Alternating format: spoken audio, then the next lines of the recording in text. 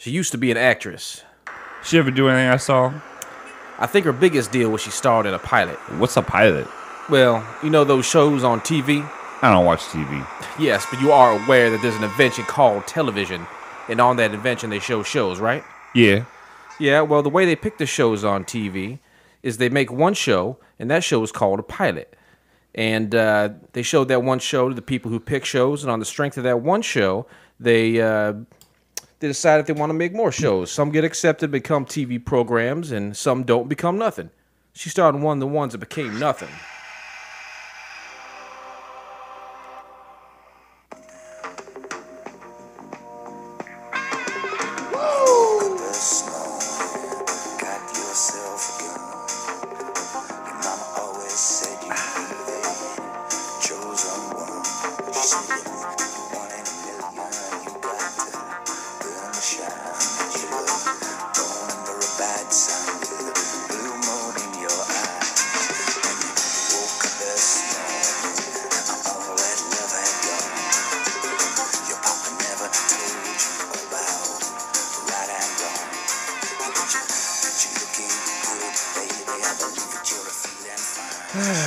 Welcome to Couch Pilots, all of my friends. It's the show that dares to fly into the unknown territory. Oh, that's my favorite part.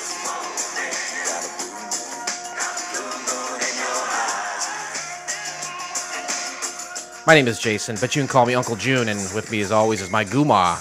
That's Captain Philip Ressishire. Good evening. Hey, little pussy. Not a big pussy, little pussy. Oh, you did watch it. I feel like at the end of this season, you were so fed up with my picks. I watched everything that you. I watched everything. I know, but like you did begrudgingly, and you always had something nasty to say about it. So I was like, "Oh, you even watch it?" But you did, and you paid attention. I spent $2.99 on it today. Honestly, your time and gas money and all the wear and tear in the vehicle, all that shit you would calculate, is probably worth it for you to do that than come to my house. But you still think you'd want the camaraderie of your friend. No, yeah, but just our schedules didn't line. I was front loaded and back loaded this week, and actually this month is a huge front load and a back load this month. Got lots of stuff going on. Can you talk about any of it? What's one of your back loads? Working 2 days a week now on 2 nights a week. You like that? Do I like working? Are you having fun? Is it fun? Do you have fun with it? It's helping me out of a jam. A traffic jam? No, a jelly jam. Traffic jam. Got more calls than the beach got sand. Suck it up, suck it up, suck it up until there's no more. Must be one of those. That's Dave Matthews Band. Oh, that's. If you would have went. Traffic jam. No, what I got? Traffic jam. Got more calls than the beach got sand. Suck it up. You know that one? No. It's a good song. It's called Too Much. Too much? Mm-hmm. I like Dave Matthews. Okay, there's about 4 or 5 songs, and that's it. I don't need to fucking follow him on the road and roll a doobie and listen to him jam for 3.5 hours. Right. I don't need that fucking shit. There's a couple 3 songs I'm like, oh, these are tolerable. Which one? I know you always. I don't know the names of them. Sing one of them. You have one that you always sing, don't you? You're a Dave head. No, I'm not a Dave head. I only know a couple of like the famous ones. It's whatever. Under the Table and Dreaming. I wouldn't know the titles to them. What if I sing the whole thing? Would you know it then? It wouldn't take the whole thing, but yeah. This is the 9th out of 10th episode, 10-episode season where we are talking about television shows that did make it. 10 shows, 5 apiece that we've handpicked, shows that we love, that went the distance, that in some cases are cultural icons, versus watching TV shows that had only 1 episode that we've done over 200 episodes of. Right, yeah. We needed a break. We needed a break, and we decided to make it put a little wager on it, and we're keeping score here to see who is the better pilot. This is the Pilot's Challenge. At the end of the season, we're gonna count the downloads for each of the episodes. When I was thinking about that today, how long after the last episode releases are we gonna wait to dig it up and say, "Hey, frequent flyers, here are the results of the Captain's Challenge," which is the first time I've said that out loud, by the way. Yes, it is the first time you said it out loud. Congratulations, way to go! I'm proud of you. Thank you very much. Appreciate it. You're gonna be a real boy someday. I would say that when episode 10 comes out, then I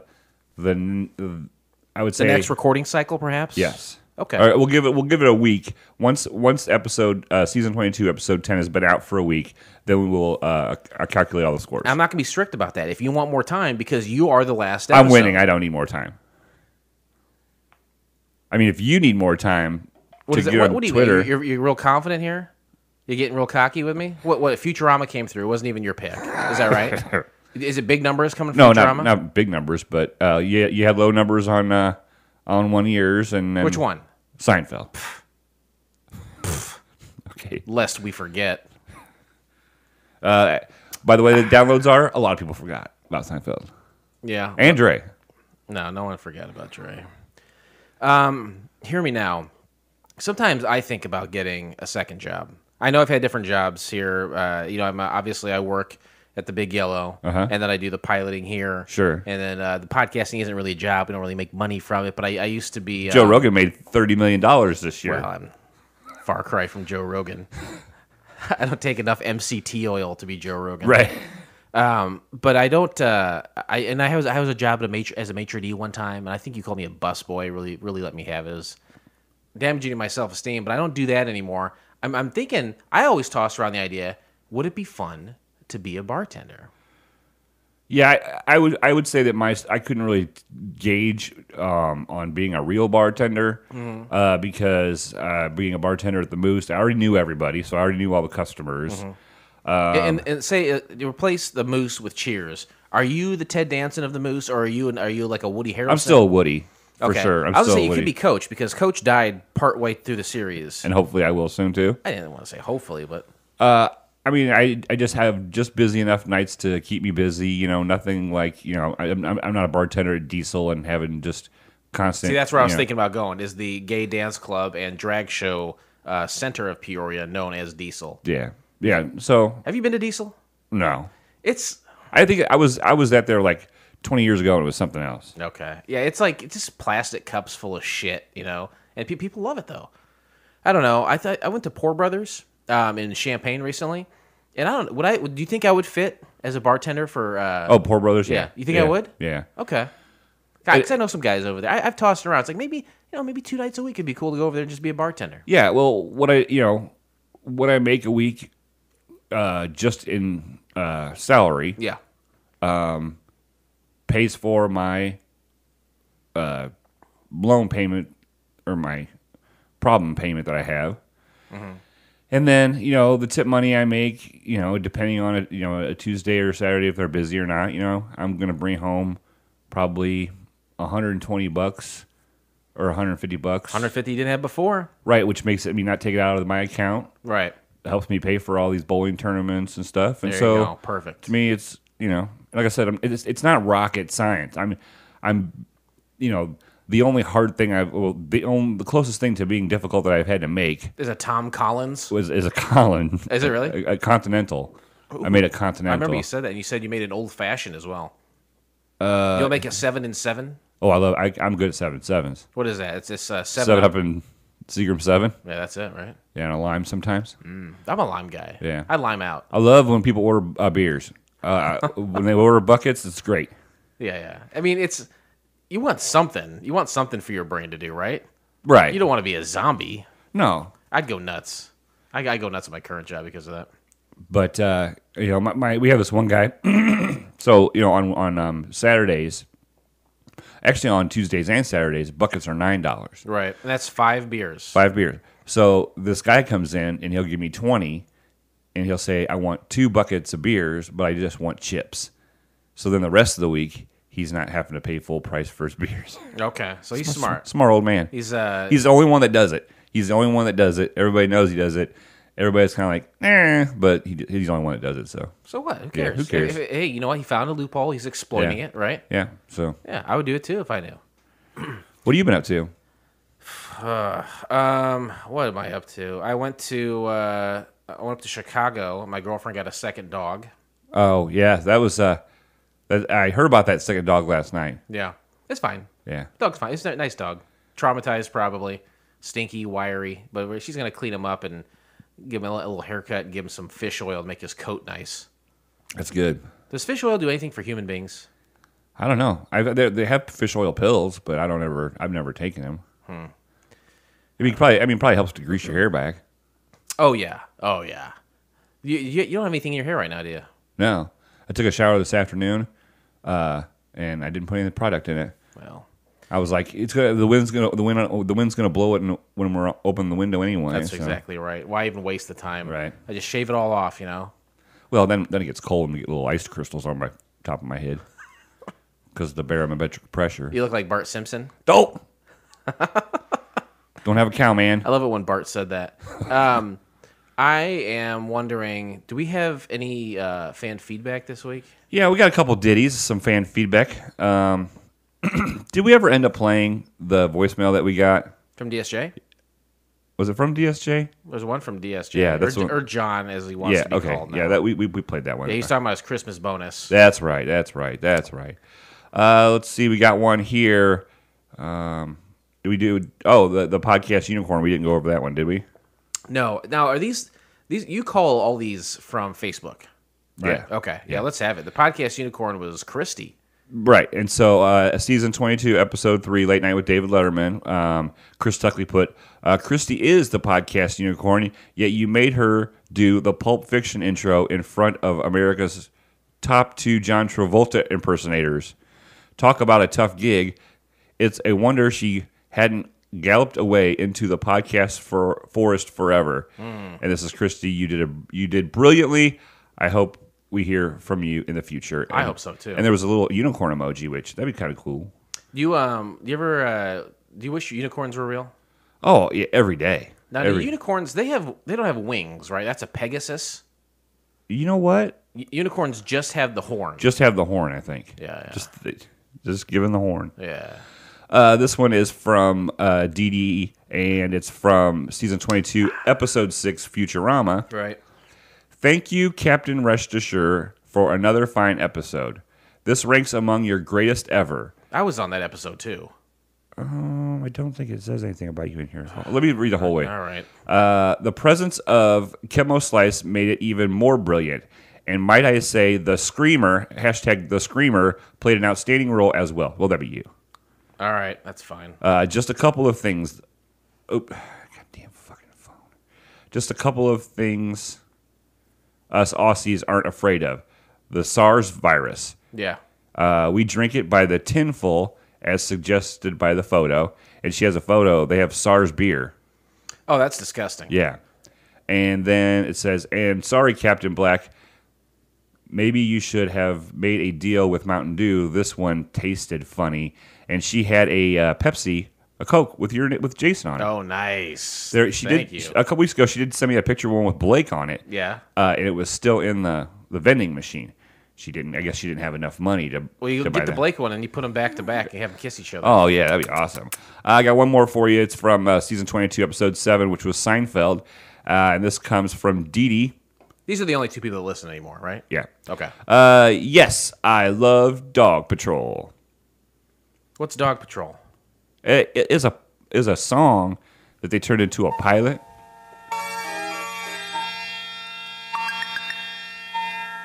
Wasn't Adam Sandler in this for 12 seconds? Yeah. Yeah. Adam Sandler and Jeremy Piven. I love this song. Yeah. Whoa. That dog got so mad it jumped out the window of the plane. Thank God we haven't taken off yet.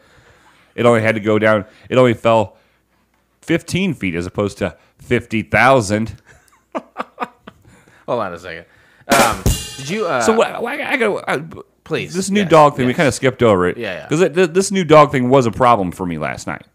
It actually My was, girlfriend getting a new dog. Yeah, it was actually a problem for me last night. It actually started one of the fights. You got in multiple fights last night. This weekend has been fight friendly. Okay, well, tell me how my girlfriend rescuing an animal became a problem for you. Well, my wife says, put some clothes on and come out here. So I came out there. Are you just walking around your house naked? No, I was going to bed. Okay, so that means you sleep naked? Sometimes. Did you just put a sock on it like Anthony Kiedis? No, I have 3 comforters over me. 3 comforters? Yeah. Holy shit. Okay, I'm sorry. Go ahead. And she goes, put some clothes on. Eli's coming home. Okay. So she's sitting out there and she's on her phone. And she said, did Jason and Rachel get a new dog? and I'm halfway across the living room. I don't have my glasses on. Right. And she turns her phone like I'm going to see this picture. Mm-hmm. And I said, I don't know. I don't know what you're talking about. Yeah. Well, here's a picture of Jason and Rachel with a new dog. Did Jason say anything about getting a new dog? And I said, no, he didn't. And, I'm anxiously awaiting how this fight started. And so then I said, I don't ask my friends 100 million questions, and I'm not nosy. Right. And that's when the fight started. You know, it's funny. So I just bring it back to being all. Well, it's my fault. No, it's Rachel's fault. Yeah. No, for rescuing an animal.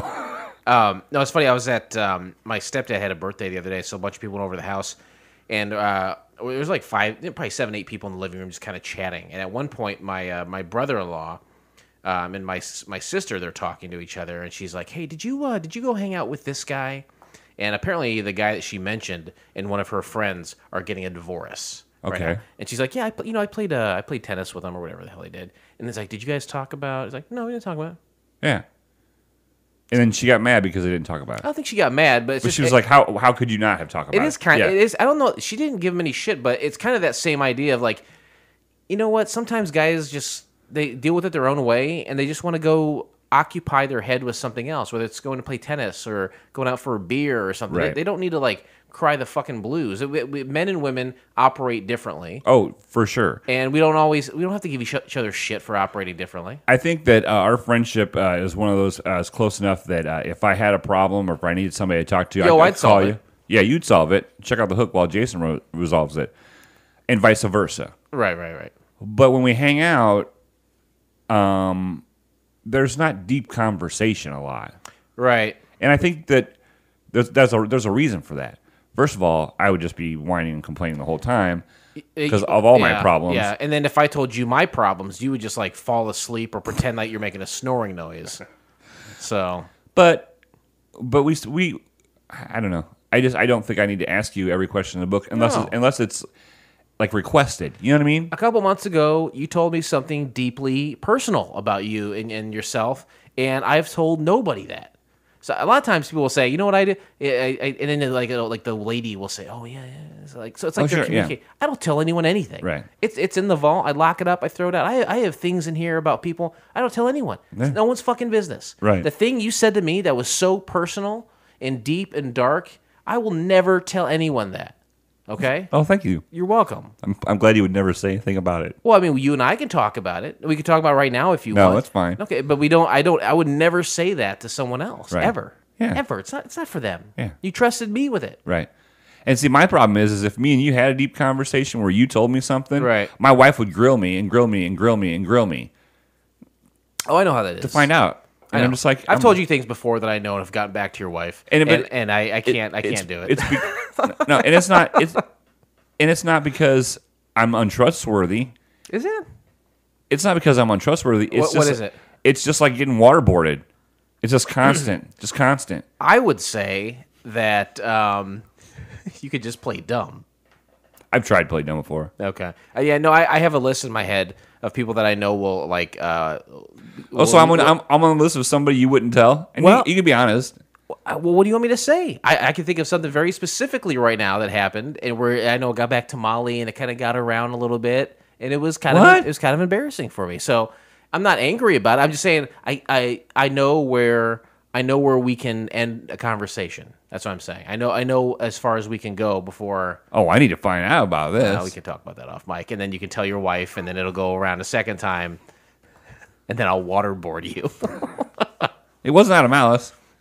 No, I don't ever think it's out of malice. I would never say. It's a testament to how close a couple is, and with them sharing things. Oh, we're as unclose as because as the thing that you told me that was so deep and dark and personal, and I know what it is, and I'm thinking about it right now, and I'm looking at you, and I'm picturing it. I have a lady. I've not said word one to that person. So but she doesn't care about me though. Either. She doesn't care about. She doesn't ask questions about me. No. So it's easier for you. Yeah. My life is way more easy than yours. No, I didn't say that. God damn it! Now you're making me sound like an asshole. I'm just fucking with you. I know you are. I like when you fuck with me. Ooh, boy, that's. Speaking of fucking with me. Ladies and gentlemen, the captains have turned on the fasten seatbelt sign. All right, so we talked about what we're doing this season here. And instead of talking about TV shows that had only one episode, shows that didn't make it past numero uno, we're talking about ones that did, ones that we love. So we're going to get into that in just a second. But I do want to say one more thing. I want to add a different element to Couch Pilots. Okay. I've tried to play... I used to do monologues from movies. Yes. I used to play old commercials from like the 70s, 80s, Yes. and 90s. I used to make phone calls on the show. Yes. You didn't like any of it. Well, that's not true. What did you like? I liked the monologues, and I liked some of the phone calls. I remember one time we were pretending to be in a feud, and we had I was doing a show with Hoover, and I think you kissed him on the head when he says, "I don't like the phone call." So I don't think you liked him. Anyway, I'm just saying, what's something different we can do on the show? And we don't have to hash it out right now. Like, we don't have to be karaoke Biggie and do it live on the show. But I just was wondering, what else can we add to this program that you would approve of? Because I wanted to make sure that you're happy when we do it too. This whole episode, this 21 minutes into it, it seems like I'm just a big asshole. No, and I've been called the big asshole all weekend long, and to have my best friend come in and call me an asshole too. Is Kevin here? No. No, I'm the asshole. I'm the asshole for having made up these new bits without your approval, and that you don't like them, and I kept doing them for so long. I'm the asshole here. Let's make sure that's clear. I want to do something that we're both on the same page for. Okay. Okay, that's it. You're not the asshole. I did things repeatedly. I'm that very you didn't tender like. right now. Let me see your belly. Is it all pink? Got a rash. All right. Today we discussed the pilot episode of The Sopranos over here from the year of our Lord 1900 plus 99. Now that was a great. Yeah. It was such a great year that Prince sang about it. Yeah, I think it's the last thing he said before he died, too, right? It could have been. I don't know. I wasn't there. I thought you famously were there when he died. No. I'm not being involved in that shit. Oh, I'm thinking of me. The Sopranos. Sure. Over here. Hey, everybody forget about it. Right? Isn't that how they talk? where's my fucking money? Did you ever see The Sopranos before? Nope. Never have ever seen a whole episode ever. And I knew who the people, like the main guy was. Yeah. Kevin Norton or whatever his name is. Kevin Norton, that's right. And I knew it was a gangster TV Paradise? show Mm-hmm. on HBO, and I think that's probably why I never watched this, because it was on HBO. But I just never. And I like mafia stuff. I like Godfather. I like Al Pacino. I watched every second of The Irishman. You know what? I watched that in 2 sittings. I have no desire to go back and watch it No, again. I will never watch it again. I don't. You know what? Technology is great. But do I need to see fucking 72-year-old De Niro act like he's a 30-year-old guy? Yeah. No. And I don't need it. I don't need it. I'm Yeah, sorry, Martin. no. You know, good luck to you, buddy. All you do, he just recycles the same shit over. Sure. I watched The Departed about a month and a half ago. You ever see that fucking Uh-uh. shit? Now that's a great movie. It's about the Irish mob. You got younger guys in there. You got like Matt Damon and Okay. What's it Leonardo called? DiCaprio. The Departed. Now that's a great mafia movie. It's about the Irish mob in Boston. That's good stuff. Jack Nicholson's in it too. Okay, I'll bring that The Sopranos, Yes, it was never really on your radar. No, I just knew of it, but I never saw it. But you didn't really have an interest in it. I mean, like you like mafia stuff, but you never really sought it out. Well, I think by the time I found out about it, it was already like well into it, and that was before like Netflix and stuff where you could binge stuff and get caught up. And it was Right. on HBO, and I don't have HBO, so what am I going to do? Yeah. Okay. All right. Well, this is my. You ready for my impression of The Sopranos? Yeah, sure. And action. Hey, I'm gonna make you an offer. Easy there. Oh, that's from The Godfather. Right. You're supposed to say, Pretty good, right? "Where's my fucking money? Yeah. You fucking gambito." You ever go to Poland? You ever have our sausages? Then he kills him. Yeah. Death of Smoochie. 1999. Let's go back there. In our minds. And we go back there in our minds so we can talk about things that happened in that year so we can properly judge the year that The Sopranos was released. Right, because that was 1999. Mm-hmm. We can't judge that based on today. It's 2020. Yeah. Goddamn Chiefs are the Super Bowl champions. In 1999, were they? No. Did you have a Super Bowl party? No, I went to the Moose. I didn't watch the end of the. I left at the middle of the third quarter when all the fun, when all the great stuff started happening. That's when I left. Yeah. Are you rooting for the Chiefs? I didn't care. I just wanted a good game, and from what I saw, it was a decent game until I missed the big, huge, wonderful comeback. Oh, I thought you were going to say big, huge, beautiful asses. Good No, I Lord. saw the asses. Did you see that? Yeah, I saw Did you think that was an inappropriate halftime show? No. Okay, because I know they're getting a little bit of heat, but Yeah. I think it was perfect. Yeah, I Because did you see the round stage that they were dancing on? Like all the colors. Oh and yeah, shit? Like it looked like a waterfall going down. Yeah, it looked like a black hole. It was awesome. Oh yeah, for sure. The stage was awesome. They had 2 Latina women in Miami doing it. That's the perfect mix, right? Right. 20 years ago, you have Gloria Estefan in the Miami Sound Machine, but now you have J-Lo Shakira. and Shakira. Yeah. And Shakira looks looking better than she used to. Like I think she looks better now than she did. I think J-Lo at 50 looks better than Shakira at 43. Yeah, that's true. I thought she was almost 50 herself. 43. Yeah. But Anyway, just that- goes to show you when you got money, you can. But anyway, Oh, yeah. I digress. They did a good job. I digress. We can't judge it based on today's standards. There was a lot of things that we didn't have in 1999. We didn't have craft beer. I'll tell you that right now. I'm drinking one right now. I tell you what, this can wasn't available 21 years No, ago. there was no aluminum cans. No siree, Bob. Nope. And there was no cheese balls. Oh, my God. You know, cheese balls are one of those things I take for granted. I just Yeah. think they're always there. I Yeah. love them. I eat them by the handful. Then I take that greasy hand and I run it right through my fish oil hair. Oh yeah. Ooh, And then finally, we didn't have Band-Aids. You know, if Shakira would have fell down last night and bumped her leg, I hurt myself yesterday, and I didn't have a Band-Aid. Mm-hmm. I know what it feels like to be in 1999 because I didn't have a Band-Aid available. Where did you hurt yourself? On my ankle. Where were you when this happened? I was walking into the bowling alley. I dropped my bag on my ankle. You got to have a little first aid kit in the car. Yeah, I should. Someone a few months ago at work hurt themselves, so I went out a couple days later and just got some Band-Aids. Boom. The other day, someone needed a Band-Aid. Who looks like a fucking hero? You. This guy. Yeah. Always have a Band-Aid with you. 1999 wasn't an option. Right. And that is the second week now in a row that I've hurt my foot bowling. Yeah. While you bowled. Oh, yeah. Last week I had to bowl 6 games on Sunday. The only thing I can think about is you get your foot in the ball return. Nope. Or you drop it, your ball right on the foot. Fuck yeah, I did. And you're bleeding because of that. No, I wasn't bleeding, but I couldn't take my shoe off, and I had to bowl 5 more games. Ooh, 5 games? I thought it was I had usually about- 3 games. I had to bowl during- 6 total, and I hurt it in the first game. It was throbbing. I loosened it up. I loosened up my laces 3 times. Now, you know that a couple weeks ago for my family's Christmas gathering on my dad's side, we went to Plaza Lanes in Washington, and I got 5 strikes in a row. Have you been able to beat my score yet? I had 5 strikes in a row just Saturday. Okay, it's pretty good. Yeah. It's pretty good.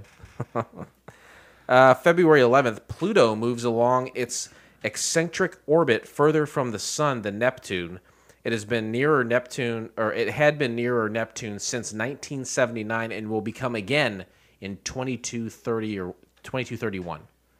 So, Pluto. First of all, Pluto, a planet or not? I thought it wasn't, but then I thought it was. I don't know. It's a planet for me. When I was in school, it was a planet, so it's staying a planet until they give me a good reason. I've always loved Pluto. I'll go on record and saying I love Pluto, and I also go on record and say I love Pluto TV.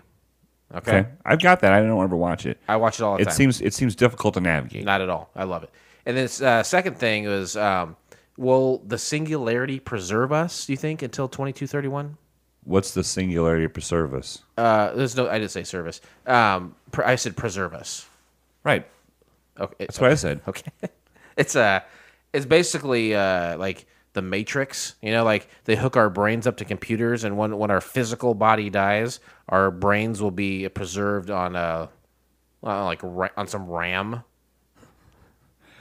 I don't know. Do you want to be a computer, or do you want to live forever, or do you want there to be just nothing? I want there to be death so soon. But when there's death, like in your eyes, death is you're not aware. The light switch goes off, and you know nothing. The light switch goes off. Okay. Speaking of dying and the light switch going off, Amen. I watched The Invention of Lying.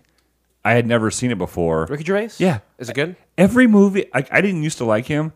Every movie I've ever saw has been meaningful, hilarious.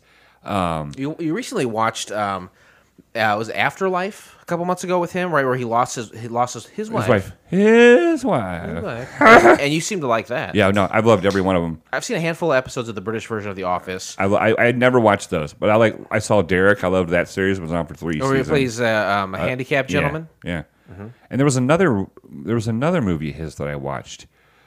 There was two that I watched. One that he wasn't very good. It was when it was like an office job, and then he like had a band, and he quit his job, and I don't know that one. Yeah, but hold on, was that the one where he was David Brent but going on the road? Yeah, I think that's the character from The Office. Okay, yeah.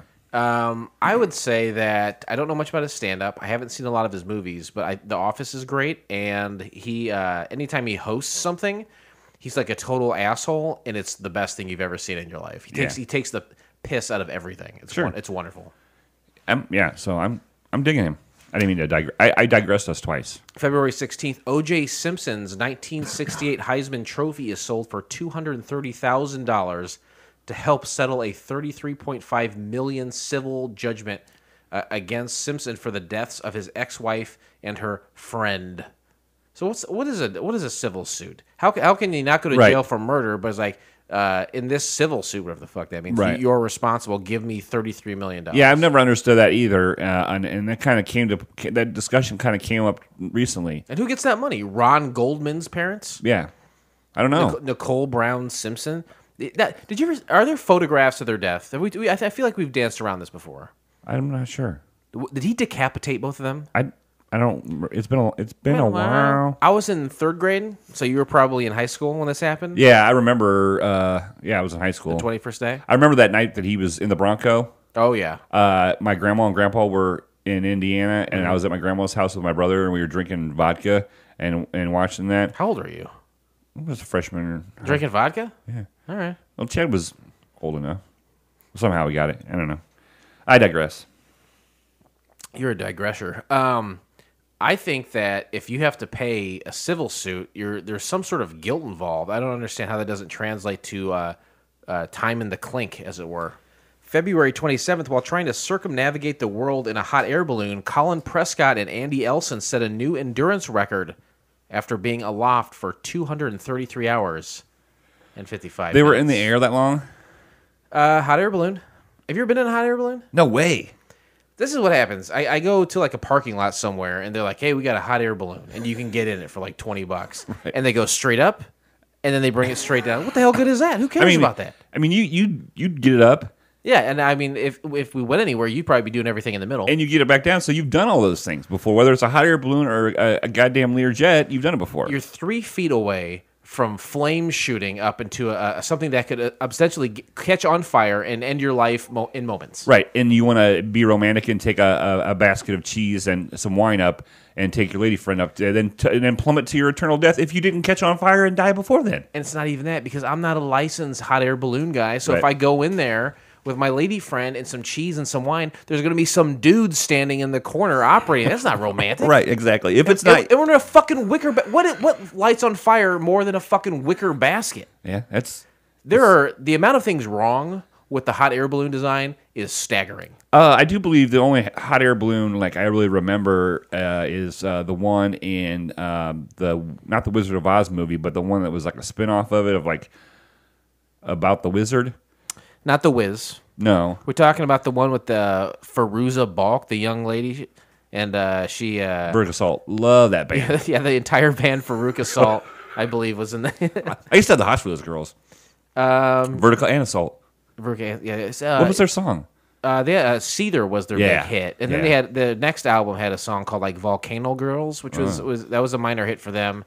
I like those girls; they're all right. Yeah. I knew a girl who loved Veruca Salt. Well, don't tell me about her because I'll tell people about it. I hope that haunts your fucking dreams. I hope you can't go to bed. I'm not going to sleep tonight because good. And I'm probably going to yell at my wife about it. Good, yeah. I hope you do. I hope it fucking eats you alive. It man. will. You know how I am. I don't know about you, but I'm safely and securely back in 1999. Just like it, Prince told us it was going to be awesome, and it was awesome. I was 18 in 1999. I was 24 then. You're an old man, that's right. Why did we choose to watch The Sopranos over here? There's 3 simple criteria. One has been changed for this season. Usually it's because there was a pilot episode made that never went to series, but this one, all season long, they had gone to series. That's right. Second, we could. It was free, which this one wasn't. It cost me $2.99. Actually, it cost my wife $2.99 because so I don't ever get on Amazon Prime. I know during Christmas time she had Amazon Prime, right? And so I'm like, I get on there. I'm like, okay, maybe I won't have to pay for it. Maybe we have it or something. But even if you have it, you still have to pay for some things. Where did you buy it? On Amazon Prime. It's free there, isn't it? It was not free because she no longer has it because Christmas is over. Gotcha. Okay. So then I go ahead and click the button that says pay for this one episode. I'm like, okay, clicked on it. Right. And then 4 different credit card numbers of Molly's come up. Like, which account do you want to use? Oh my and I'm like, God. this bitch is doing some shady shit. I was gonna say, is she got all these credit cards you don't know about? Oh, She's I'm maxed out. I'm sure she does. That's why she's got that second job. And you man. know what? I'm going to put that on the list as one of my problems that I have with her. Yeah. Why don't you start a 5th or 6th fight with her? Good strategy. Where can you find the entire episode of The Sopranos over here? We can do so by subscribing to Couch Pilots and SoundCloud, Spotify, Apple Podcasts, or your favorite podcast app of choice, and then simply click on one of our classically blue links in our show notes, or sign up for Amazon Prime before you commit a crime. Why don't you just put a comment in there? So probably tell your fucking wife about it. Prepare for takeoff. Goddamn blabbermouth. What was it I said about him? We should do it. We should find a pilot called Blabbermouth, and if not, you should make one, and it stars you. Can you, on a little itty-bitty piece of paper, write what I said and slide it over to me? Nope. No, sir. Summary of the pilot. A mobster passes out at a family barbecue and seeks therapy to understand why. That's a B+. I mean, it's essentially, it should have said something about, killing people. Despite you being like a motherfucking blabbermouth, you're being very mature this episode because all you ever do this past season is just shit on everything that has to do with the pilots that I picked. So I feel like you're being very mature right now, and I feel like there's some sort of end game that's going to unfold before the show is over. I think it's just because I don't have any alcohol in my system. Oh, that's probably a lot of it too. Yeah, actually. Okay, that's an interesting fact. Those are the new laws. In the state of Illinois, you can smoke pot, but at my house, I can't drink. Awesome! What can't you do? Drink. Can't do it. You know that drink. That drink you drank. So I can go out and I could buy marijuana if I wanted to, but I can't have a beer. I work at Caterpillar, and they have signs up everywhere that says, "Hey, I know it's legal, but you still can't do it and work here." Yeah, it's still federal law. That's fine. I don't give a fuck about weed. Yeah. It seems like a lot of work. This music indicates that you're to talk about interesting facts. Ladies and gentlemen, welcome to Interesting Facts. This is where Jason has scoured the internet to find out facts that you may not know about The Soprano. By the way, fun fact, it's not spelled S-E-P, it's S-O-P. Like a serpent. That's how you spelled it on the initial list. Serprantos. And you put out for The Simpsons, you put The Simpson. Is that on the actual thing or just that when I... The one, I don't know, you wrote it, you typed it and wrote it down. Yeah, you laughed at me because I typed it and then took a screenshot of it. Anyway, Jason found some facts. Please don't share these facts with anyone you know. If they have 4 legs, go ahead and talk to them about it, but don't give your opinion about these facts to someone else. Don't taint their experience. You don't know what hard times are, Daddy. I said the word taint, by the way. Just All right, it's gone. yeah, we really went overboard with that. You talk through the first 3 cycles. When I say interesting facts and when I play that music, you know what you're supposed to do. I'm focused on this whole blabbermouth thing. Interesting facts. Release date January 10th, 1900. Add 99 on HBO Fact. Oh, so that was just recently. I mean, it was January 10th, The recently. anniversary. Yeah. Okay. Yes. No. Yes. I don't know. Maybe you need beer. Maybe you need to drink. James Gandolfini's voice is distinctively different in the first episode than it would be in future ones. After this episode, Gandolfini used a dialect coach to sound more like a mobster from Newark, Jersey. Oh. You ever been to New Jersey before? No. People say it's the armpit of the U.S. Yeah. I don't know. Have you been there? No. Yeah. They have Atlantic City. They have the Jersey Shore. Everything's legal in Jersey. Is that right? That's what back in Hamilton's days it was. This pilot was filmed in the summer of 1997. The show was picked up for a series 1 year later, in fact. Okay. So they made this 2 years before it came out. Yeah, probably a year and a half, 2 years, probably. Yeah. Let's see here. I'm good at math. In the pilot episode, Father Phil is portrayed by Michael Santoro, but in all fewer episodes, he'd be portrayed by Paul Schultz. Fact. Does the wife end up having sex with this preacher guy? Can I do spoilers as you see fit? Oh yeah, because I'm not ever going to watch all these. 'Cause No. there's how many seasons are there? They did 6, but the 6th season is like really long. Okay. And no, he doesn't. She does not have sex. Okay. He does a thing where he kind of. I think he's a straight male, but since he's a priest, he can't be with anyone physically Unless it's a little kid. Jesus Christ! I wasn't gonna. That's not what I was gonna say. Oh, my bad. Just to go on record, I wasn't gonna say that. Was I thinking it? Sure.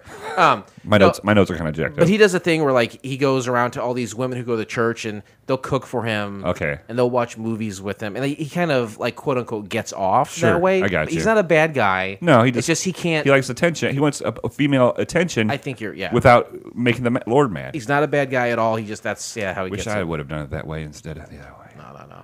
No. As the show's creator and executive producer, David Chase is also given a writer's credit for every one of The Sopranos' 86 episodes. Chase also directed 2 of these episodes, the original pilot and the highly controversial series finale over 8 years later over here.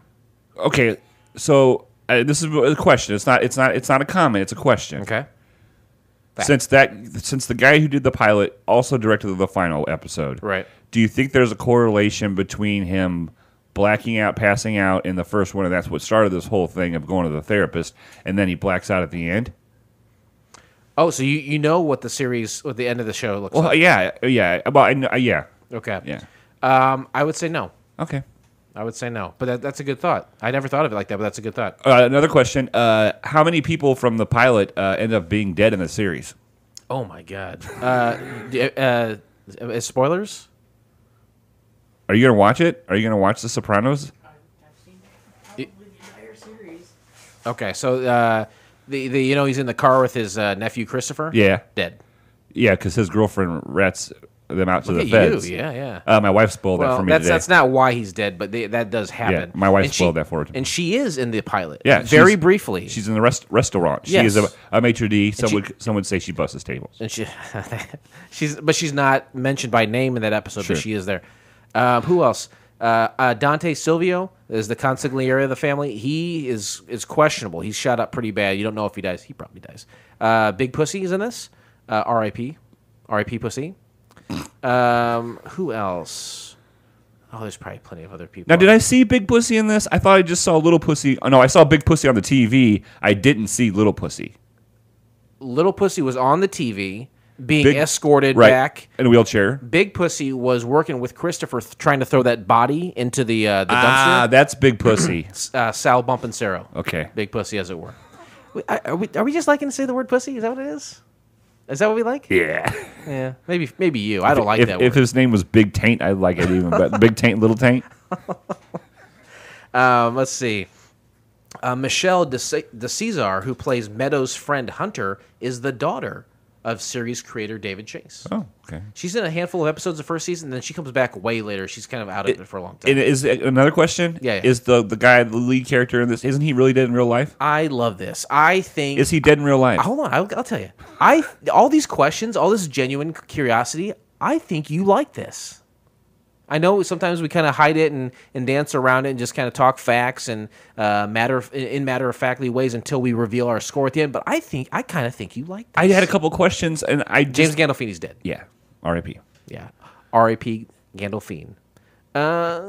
Tony's complaint to Dr. Melfi about the loss of the Gary Cooper strong silent type in American culture becomes an oft-repeated regret in the series. Okay. Got one more question for you. Okay. Does he end up having sex with that therapist? No, he does not. No. You're looking at me like you think I'm lying? If you're lying, you're dying. Oh, I mean, we're all dying anyway. Some quicker than others. I'm pointing at you. I hope it's so but fast. So Tony is referred to here as the boss, as well as the Don of New Jersey. Yet the next episode, new character Jackie Aprile the acting boss, and Tony is the only one of many captains or capos, even though he's considered the heir apparent. Okay. I'll do 2 more. Okay. Let's see here. While Tony and Livia is Tony's mom, are visiting the nursing home, a group of elderly people is shown watching the Rockford Files on TV. Creator of The Sopranos over here, David Chase, got his big break in television as a writer and producer on that show. Do you ever watch the Rockford Files? No. All right. Don't be gross, please. Please don't be gross. We'll do one more. Let's see. James Gandolfini earned the first Emmy nomination of his career for this episode. Oh, for this episode, huh? Interesting facts over. Nice. Twitter responses. Oh, yeah. So we got some Twitter responses over here, right? I mean, we're on Twitter. You're telling them, hey, we're going to do this at the show. We're going to whack you if you don't contact us from Twitter. Yeah, no one responded on there, so no Twitter responses.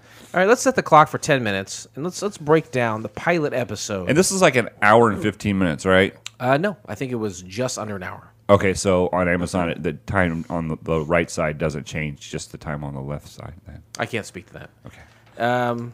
Okay, you want to start us off? Sure. Starts off, we're seeing a car that's on the Jersey Highway, and we're seeing all kinds of... This is the intro. Introduction. And we're seeing all just different parts of the city and the ferry and everything like that. And then as the intro's going on, and there's music playing, that song that you played at the beginning. Did you like that song? It's okay. I didn't think it was very Italian gangstery.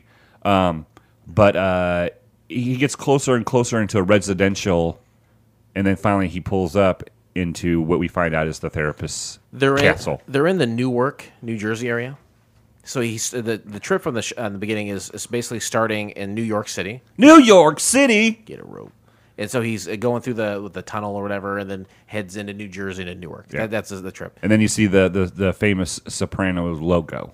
Yep. With the little gun as the R. Little gun. Little gun, big gun. No. Tony Soprano, he's in a waiting room at a psychiatrist or a psychotherapist, whatever, and Dr. Jennifer Melfi, and this is their first meeting. This is the first time that he's had a session with anyone. Sure. And she brings up the attack that he had, and he mentions to her during their conversation that he's a waste management consultant. Yeah, when you hear somebody say waste management consultant, you know they're in the mob. Yeah, absolutely. Right. So he starts talking to Dr. Melfi, and while he's talking and narrating, we see him kind of in his daily life. Right? Sure. And we find out we get to meet the ducks really quickly. They become a theme throughout the show. Okay. Not super consistently, but it was strong here, and maybe in the next episode or two, and then kind of towards the end of the series, they bring it back around. And it was really kind of weird because I've told you the story about my grandpa buying the ducks and then him raising them and then them flying away. Yeah. And it was just, it was the same kind of situation. Because the look on Tony's face when they flew away was the same look that my grandpa had on his face. It was like, why the hell are these ducks leaving? They took residency in his pool. He's glad they're there. He likes it. This is a fun. He goes in there with just like a robe and everything on. He doesn't care. He made a ramp for him. Yep. Inside the house, Carmela, his wife, gets the kids ready for school. You got Meadow, she's in high school, and you have AJ, which is Anthony Jr., and he's in middle school. And it's his birthday. It's his birthday, and the kids don't care about the ducks. No, they think Dad's crazy for talking to the ducks. There's some more narration, and then this whole time he's talking to the therapist. But he's narrating it to us through this conversation. He's in the car with who we find out to be Christopher, his nephew. It's his nephew, but I believe it's Carmela is also like an Italian. But it's like Carmela. I think it's Carmela's cousin or something like that. But it's a younger cousin, right? And so, like, just anytime those people are all together in the culture, they just call each other cousins or nephews and stuff. So it's his nephew. They're riding along, and then they see this guy that owes him money, and he has an outstanding loan with him. And Dr. Melfi interrupts and says, "Hey, you know what? Just so we're clear, right? Here's the legality line of what you can tell me, and then what I have to report to authorities versus what I can keep to myself and between us." And this is the scene then that is the start of violence, which I assume happens very, very much so throughout the 86 episodes of The Sopranos. This is the only act of violence in the entire series. Oh wow, that's great. Or no, I'm sorry. There's violence in every episode. I'm sorry. But they end up shaking this guy down, and Tony hits him with the car. He delights in it. Oh, he loved it. And there was people everywhere. Like there was people everywhere. And this happens a lot. It was people everywhere when they do this stuff, and they don't You don't even shake a stick at it. So he breaks his leg by hitting him with a car. Gets out, beats the shit out of him. Ends up this guy works at an HMO, at a insurance place, and that comes into play later on. There's a lot. Something else. Uh-oh. What's that? Oh, my headphones are out. oh, they're out. There they go. Well, that was weird. Oh. They totally cut out. You can hear me all right? Yeah. Okay. There's a lot of music being... Did we go over the Bermuda Triangle for a second? That might... Space gas. That's what that is, just gas coming out of the ocean and going into space. What is? The Bermuda Triangle. The what? The Bermuda Triangle. Oh, it is? Yeah, that's what it is. Gas comes from the Earth. It changes the atmosphere, and that's why planes drop out of the sky. Oh, yeah. Thanks for ruining it for me. This is where we. This is also where we hear, "Where's my fucking money?" And he just kicks that guy's ass totally. Yeah. Are you still having trouble? Those are brand new. I don't know what's going on, but the show must go on. There we go. Maybe I don't know what it was. Can you hear me? Yeah. I'm sitting right next to you. I noticed a lot during the show. It doesn't happen going forward. There's a lot of music being played in the background while things are taking place. Anyway, Tony goes to see his mother. He delivers her a CD player. She's a cranky old bitch. She has nothing nice to say ever about anything, always complaining. And you know what I wrote down on here when during this? I have an idea. Reminds me of my grandma Virginia. That's kind because it was the conversation that they were having was the exact conversation that it was creepy. I had the scene before with the ducks reminded me of my grandpa. Right. Then crazy old batshit crazy bitter lady. It hit home. So Tony wants to get then I went outside and I shot some people. Jesus. And you delighted in it? Tony wants to get his mom into a retirement community, and he wants his mom to talk to Junior about Artie. Junior is his uncle. He's an old guy. He's probably late 60s, mid 70s. Yeah, mid 70s for sure. And he's an old gangster. He's still active, and he wants to kill Pussy Malenga. Little Pussy or big? Little Pussy. Wants to kill Little Pussy in the restaurant that everybody likes to go to. Yes, it's an Italian restaurant local. It happens to be a guy that was friends with Tony as he grew up. And so he's saying, June, you do that, it's going to kill my friend's restaurant. We all love going here. You can't do that. Right. And he's like, no, he feels safe there. That's a great spot to do it. Absolutely, we're going to do it. So he says to his mom, can you talk to Junior? Because Tony grew up in the mafia lifestyle. His dad was a captain, in the mafia. So his mom knows. She knows what the family business is. So... Later, they're at AJ's birthday party. They're getting ready for it. And AJ says, Grandma's not coming. And this is a line that's kind of iconic from the opening or the pilot. And he says, so what? No fucking ZD? He says, the kid says that right in front of him. And the priest is right there. He's like, whoa, hey, oh. And so they're preparing the grill for the party. And Tony has the attack that we've been talking about. And this is where we see he's grilling. And he watches the ducks, and he's all excited because he says, "Oh, guys, kids, come look! They're learning how to fly." And they fucking take off, and they're in the air. He grabs his chest, and boom, his fat ass goes straight out of the grass. So they go to the hospital, and Carmela's there, and they kind of have a little bit of an argument. She mentions his guma. You know what that is? His girlfriend. Yeah, girlfriend. That's exactly right. Boat girlfriend. That what's that? Boat girlfriend. Yeah. That becomes part and parcel when you date a mobster. They have a wife and they have a gumar. So anyway, now they're at a deli, the rest of the crew, and Christopher is like, you know what? There's a dispute with these foreign guys from the Eastern Bloc and in Europe. I'm going to handle it. I got confused with this. It was a lot of gangster lingo and a lot of sanitation lingo. Yeah. I think they're Czechoslovakians, a guy named Emil. And and basically what he ends up doing is shooting the guy in the head. Right? Yeah, Christopher, invites one of them over to the deli in the middle of the night. Mm-hmm. Why would you go to a gangster's deli in the middle of the night if you were in competition with them? He's got one of those butcher knives, Yeah. The cleavers, and he's got lines of Coke on. He's like, "Hey, we got to talk this stuff out. Here's some Coke." And as he leans over, he shoots him. And he doesn't just shoot him in the back of the head once. He shoots him in the back of the head. The guy falls down, and then he just unloads the clip on a guy. Yep. And I'm like, that's a lot of blood to clean up before. That's exactly right. Yeah, that's a lot. So at home, Carmela's watching movies. During the period of time preceding a particular event. Is that you? Or time. Yeah. What is that? I guess it's like Siri for Android users, I guess. What's the trigger word? Blow his head off? I think it was before. Do you say, hey, cocaine, and it turns on?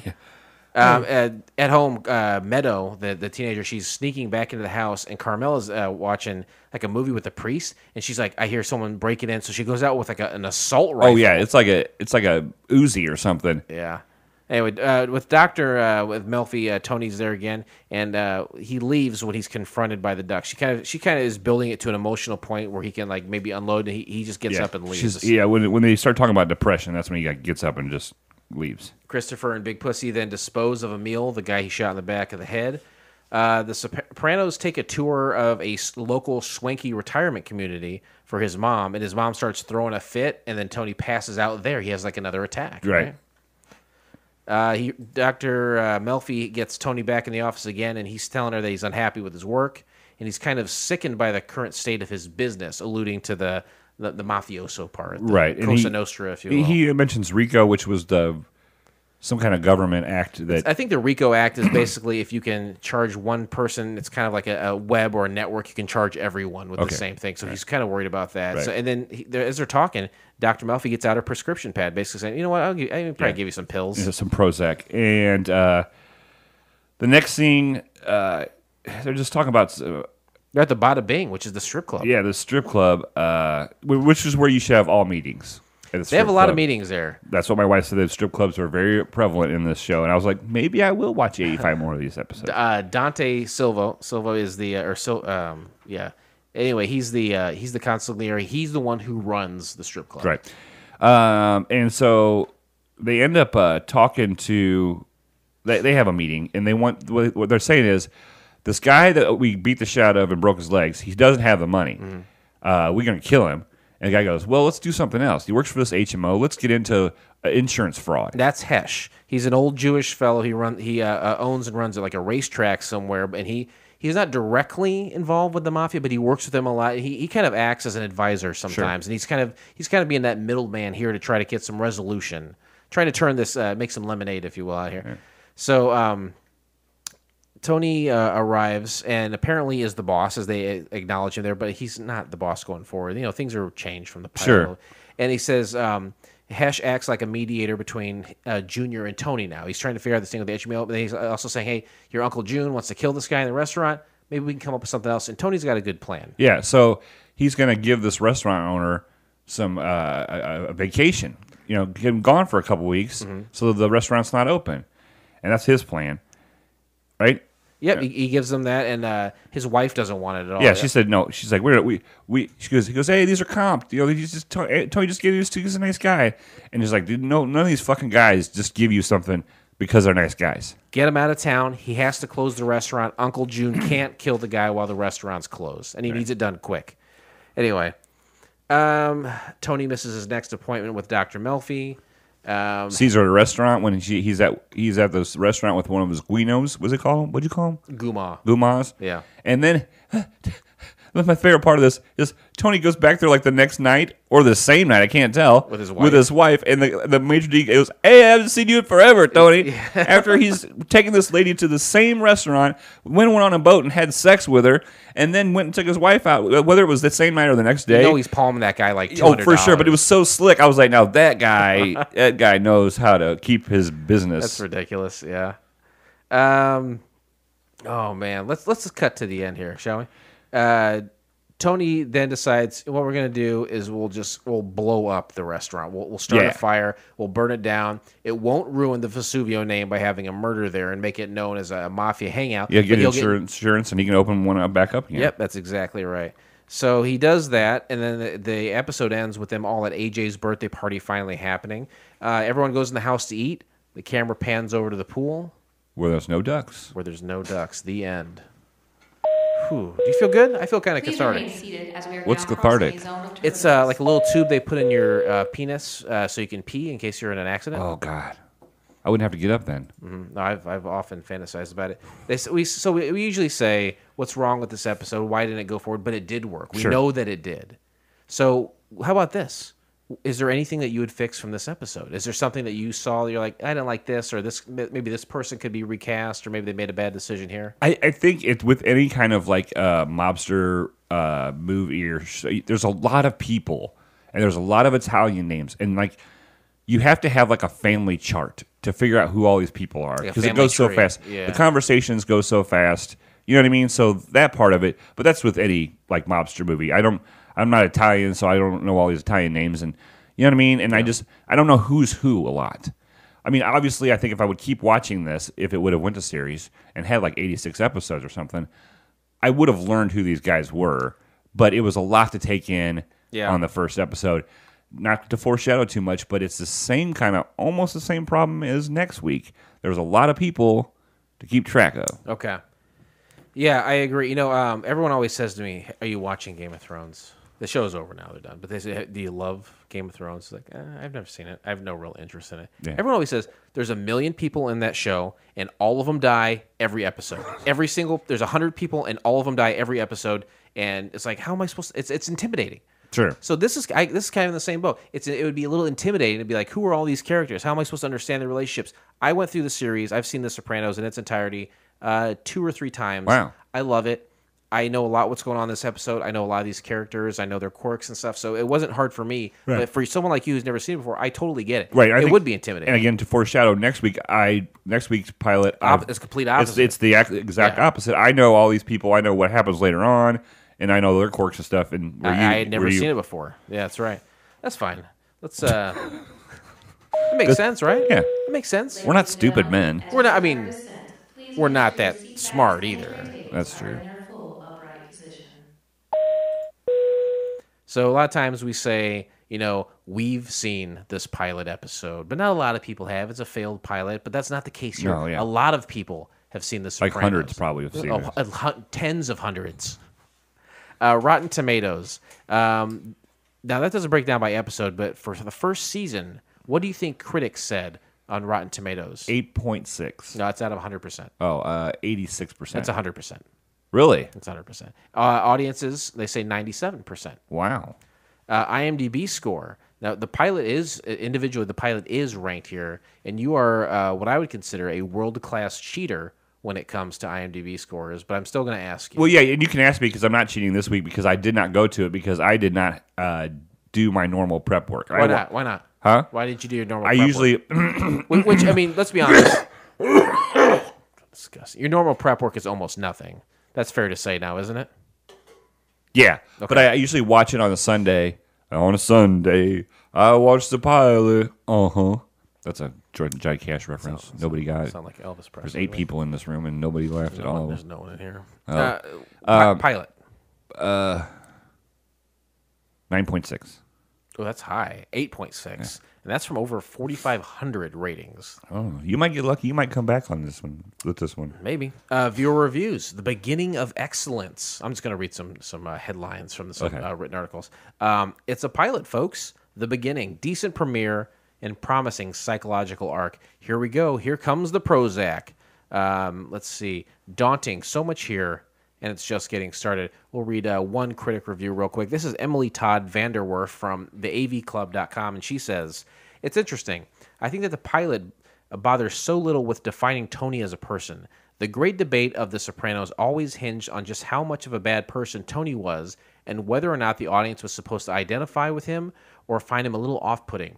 While David Chase, the creator of the show, would definitely have come down on one side of this debate as the show drew to a close in the pilot, he seems to go out of his way to portray Tony as just another guy.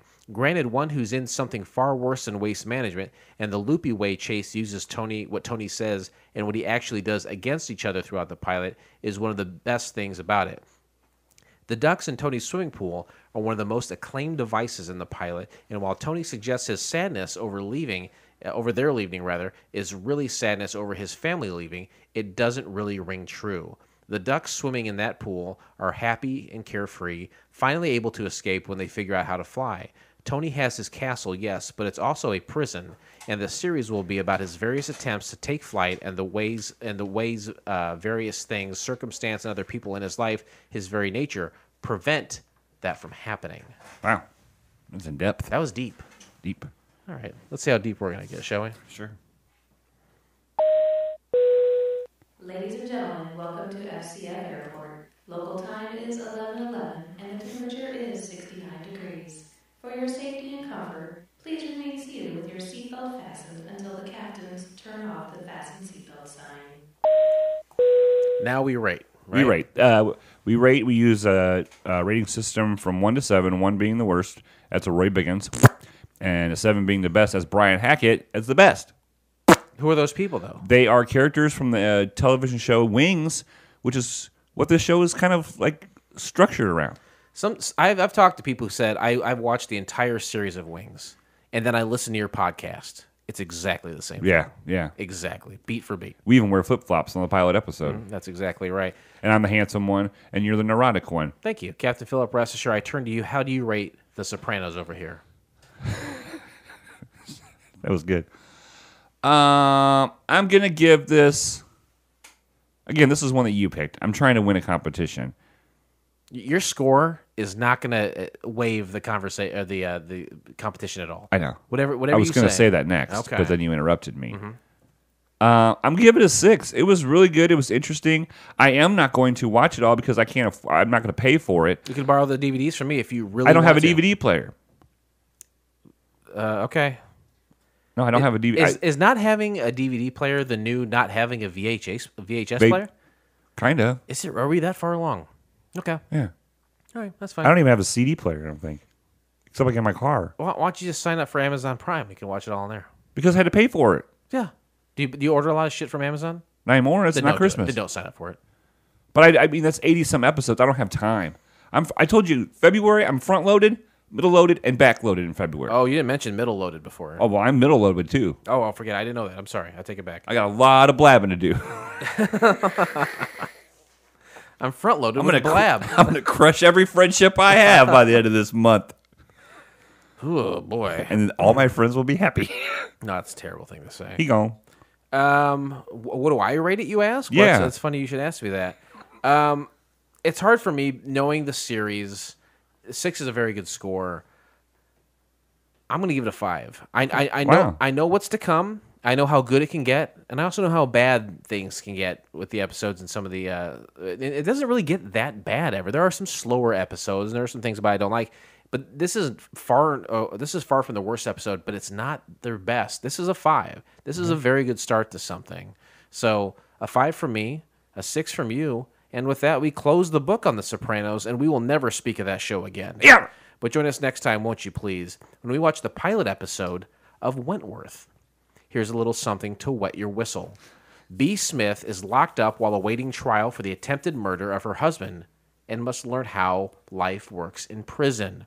You can find the entire episode of Wentworth by subscribing to Couch Pilots and SoundCloud, Spotify, Apple Podcasts, or your favorite podcast app of choice, and then simply click on one of our classically blue links in our show notes or go to Netflix. If you just put a comma or Netflix. a period, It's a long sentence. It's a run-on. What rhymes with Netflix? Backflips? That would be great. It doesn't rhyme, though, does it? Netflix backflips. You know what to do, Tube. How do you contact the show? You can go to couchpilotspodcast.com. All the links to our social media are there. Every episode is there. You can call us. It's 910-PILOTS-1, which obviously, if you want to look at translate it, is... It's 910-745-6871. Yeah, give us a call. We'll play your wonderful voice on the show, and we'll play it. Absolutely. Spotify, go there, or Couch Pilots Podcast, because that's what has all the episodes. Yeah. iTunes no longer has all the episodes. There's a lot. Any place that has podcasts, we are there. There's a handful of places that all of our episodes, over 200 at this point. Yeah. Madness. If you just tune in for the first time, Yeah. go start from the beginning. Go all the way back, won't you please? Only one person has ever done that Yeah, before. yeah. God bless him. Do you have a message of positivity before we go today? I'm having trouble coming up with something. Mm-hmm. It ain't going well right now. Yeah. But, hey, just like that little cat on that poster in your teacher's second grade class, hey, guys, you got to hang in there. Gotta hang in there. Got to hang in there. When the going gets tough, at least, hey, that cat's got fucking abs, and he's staying up. We should do a modern retelling of that poster with the cat hanging in there, but with some fucking abs, right? Let's get a 6-pack on that cat. Am I right? Well, don't they already have 6 nipples? Why not? Just all you got to do is take a pen and go underneath the nipples, just kind of put like a little to show a little shape. I want to do it. I want to do it well. I want to do Photoshop. I really want to get in there. Hey, listeners, if there's anybody out there that's really good at Photoshop, we'd love to have a hang in there poster with a cat with fucking ripped abs. We're talking to you, Travis Heimel. All right. I think that's it, right? Yeah. This pilot was the start of a very successful series, and it's always a smooth flight here on Couch Pilots. Thanks, everyone, and we'll see you next time. Hold on a second. What? This is the problem with how we're doing it this evening. There we go.